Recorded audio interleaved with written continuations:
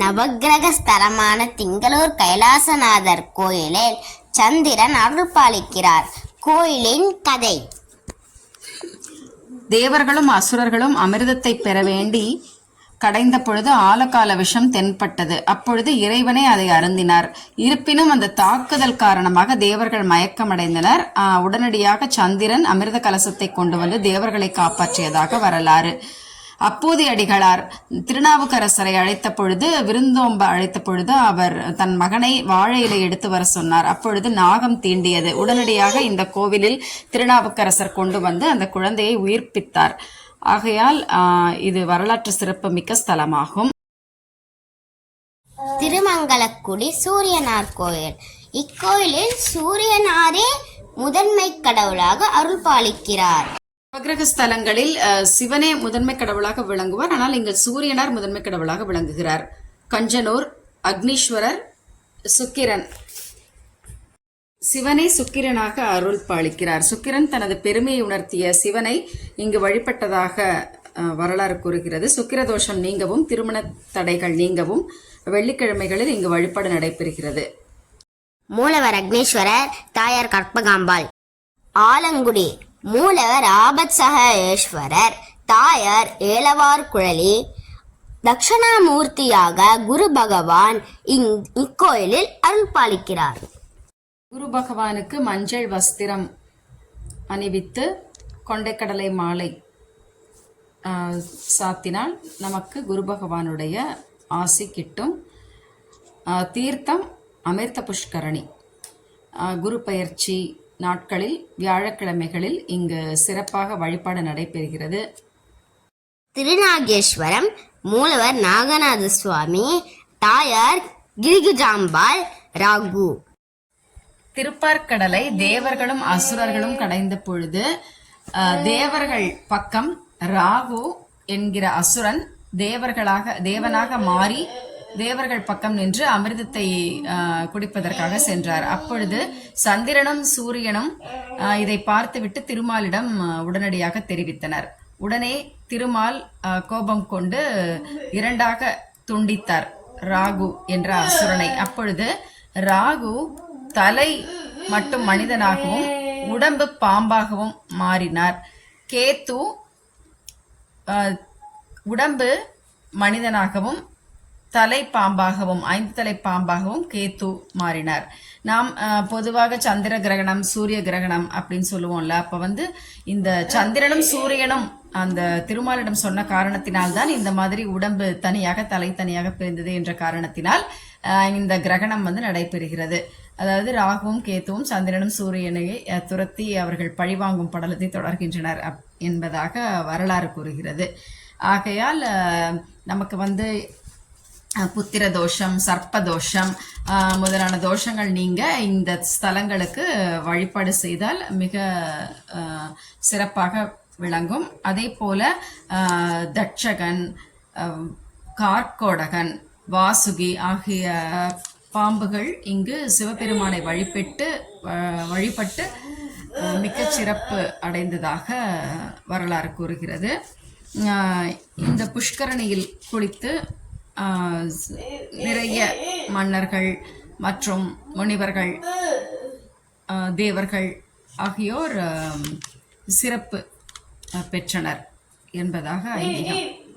ஆகையால் நாம் ராகுவை வழிபட்டு அருள் பெறுகிறோம்.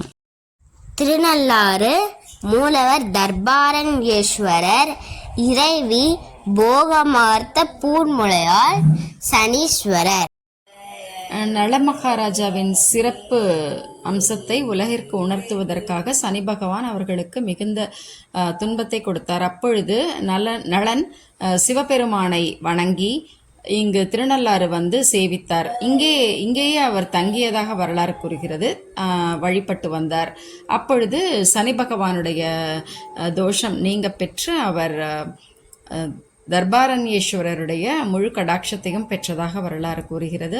சனி பகவானின் சிறப்பு. வைத்தீஸ்வரன் கோயில். மூலவர் வைத்தியநாதர், இறைவி தையல்நாயகி செவ்வாய். தீராத நோய்களை தீர்க்கும் மருத்துவராக இங்கு வைத்தியநாதர் விளங்குகிறார். மேற்கொண்டு வந்து செவ்வாய் தோஷம் இருந்தது அப்படின்னு சொன்னால் நம்ம இந்த கோவிலுக்கு வந்து அந்த செவ்வாய் தோஷம் நிவர்த்தி அடைய அங்காரகனாகிய செவ்வாய் வந்து நமக்கு அருள் பாலிக்கிறார். இங்கே வந்து உப்பு மிளகு நாம் அதில் போடணும் அந்த ஒரு இடத்துல. பிறகு வந்து இந்த புஷ்கரணி ஒன்று இருக்குது, அந்த புஷ்கரணியில் வந்து நம்ம தீர்த்தம் புரோக்ஷணம் பண்ணணும் அப்படின்னு சொன்னால் நமக்கு வந்து நல்ல ஒரு அருள் கடாட்சம் வந்து கிடைக்கும் அப்படிங்கிறது ஐதீகம். இங்கு வந்து வழிபட்டு நாம் செவ்வாயினுடைய அருளை முழுமையாக பெற முடியும்.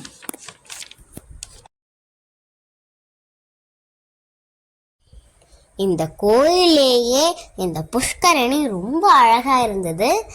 எங்களோட கண்ணை பறிச்சிடுச்சு. நாங்கள் அதை எவ்வளோ நேரம் பார்த்துட்டு இருந்தோம் தெரியுமா? அது வெளியே இருந்து உள்ளே இருந்து ரொம்பவே அழகா இருக்கு. இந்த புஷ்கரணி வந்து பார்க்கறதுக்கே ரொம்ப குளுமையாக இருந்தது. இது வந்து ரொம்பவே சிறப்பு. இங்கே தையல் நாயகி அம்மன் வந்து நம்ம பார்க்க முடியும். திருவெண்காடு மூலவர் ஸ்வேதாரண்யேஸ்வரர், இறைவி பிரம்ம வித்யாம்பிகை, புதன்.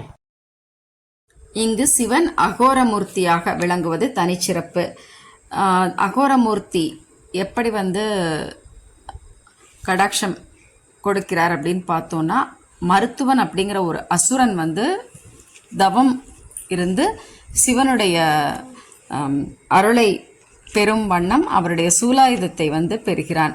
அப்பொழுது அவன் பெற்றவுடன் தேவர்களை வந்து மிகவும் கொடுமைப்படுத்துகிறான். உடனடியாக தேவர்கள் நந்தியிடம் முறையிடுகின்றனர். உடனே நந்தி சிவனிடம் இந்த விஷயத்தை சொன்ன பொழுது சிவபெருமான் உடனடியாக அகோர மூர்த்தியாக தன்னுடைய முகம் அகோரமாக வைத்துக்கொண்டு அந்த மருத்துவன் அப்படிங்கிற அசுரனை வந்து சூலாயுதத்தை எடுத்து பறித்து அவனை சம்ஹாரம் செய்வதாக இந்த ஸ்தல வரலாறு கூறுகிறது. ஸ்வேதாரண்யேஸ்வரர் தான் மூலமூர்த்தி, அகோரமூர்த்தியும் அருள் பாலிக்கின்றனர். இங்கே வந்து கல்வி, அறிவு மற்றும் வியாபாரம் இதெல்லாம் வந்து சிறப்பாக செழிக்க வேண்டும் அப்படின்னு சொன்னால் இந்த புத பகவானை நாம் வழிபட்டு ஸ்வேதாரண்யேஸ்வரர் அருளை பெற்று அனைவரும் வந்து மகிழ்ச்சி பெற முடியும். எந்த கோயிலிலும் இதுபோல் அகோர முகம் கொண்டு சிவன் இல்லை. இந்த கோயிலில் மட்டும் இருக்கிறார். இக்கோயிலின் மூலம் நாம் புதன் அருளை பெறலாம். கீழப்பெரும்பள்ளம் மூலவர் நாகநாத சுவாமி, இறைவி சௌந்தர நாயகி. இங்கு புத்திர தோஷம் நீங்கி கேத்து அருளை பெறுவோம். நன்றி.